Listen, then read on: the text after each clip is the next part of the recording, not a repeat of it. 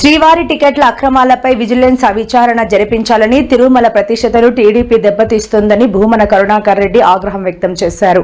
ఆలయ నిర్మాణ పనులను నిలిపివేసి టెండర్లు లేకుండా కాంట్రాక్టర్లను టీడీపీ నాయకులకే చంద్రబాబు కట్టబెడుతున్నారని ఆరోపించారు. తనను మరియు వైవి సుబ్బారెడ్డిని అరెస్ట్ చేయడమే లక్ష్యంగా చంద్రబాబు కమిటీల పేరుతో డ్రామాలు ఆడుతున్నారని విమర్శించారు.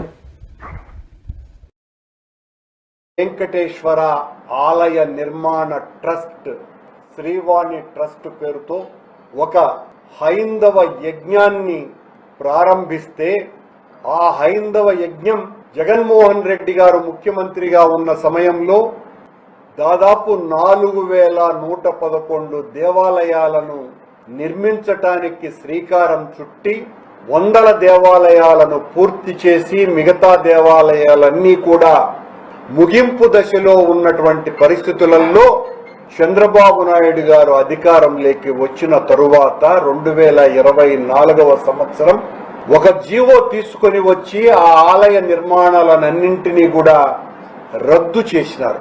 శ్రీవాణి పథకం ద్వారా జగన్మోహన్ రెడ్డి గారు 10,500 రూపాయల ఆ టికెట్లో 500 రూపాయలకే రసీదు ఇచ్చి 10,000 రూపాయలు కాజేస్తున్నారు వైసీపీ నాయకులు అని ఊరు వాడ విష ప్రచారం చేసినారు చంద్రబాబు నాయుడు, పవన్ కళ్యాణ్ ఇద్దరు కలిసి.